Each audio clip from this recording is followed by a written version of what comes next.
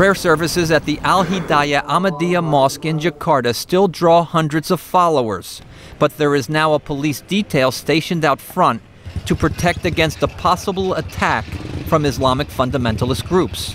While Ahmadiyya followers consider themselves Muslims, they are not accepted by mainstream Islam because they do not believe the Prophet Muhammad was the final prophet. The 200,000 members in Indonesia are permitted to practice their faith, but are banned from converting any new members. There have been increasing incidents of violence against Indonesian Ahmadiyya over the last year, including a deadly attack in February by Islamic fundamentalists in West Java.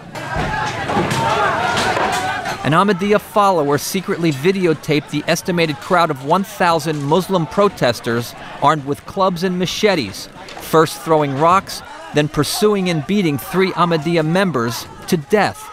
The videotaped brutality brought worldwide condemnation and the government's pledge to bring those responsible for the violence to justice. Ahmad Masihuddin, an Ahmadiyya survivor of the attack, agreed to talk to VOA, but did not want his face shown for fear of retribution.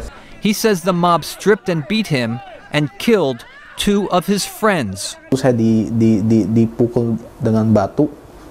was hit by a very big rock and blacked out. They took my friends, and I don't know whether they were cut or hit, but for sure they were dragged in a different direction.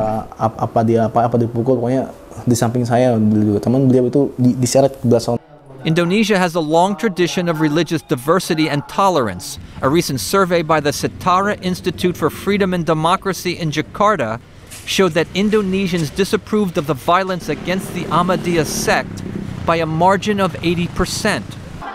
But attacks on religious minorities have been on the rise in recent years. Masihuddin says he is angry and disappointed that the attacks have not been met with a firm government response. Earlier this year, a court sentenced 12 hardline Muslims who participated in the mob attack to just 6 months in jail. An Ahmadiyya leader who refused to leave the scene of the mob and who struck a mob leader also received a 6-month sentence. Even people who don't know about the law will say it is unfair. It is really uncivilized, and that is not Islam. Ajumardi Azra, a professor of history at the State Islamic University, says some police and government officials have been reluctant to enforce laws protecting minorities because they are either sympathetic to the Muslim fundamentalist groups or rely on them for political support. All of these cases have to do with leadership, with very low level of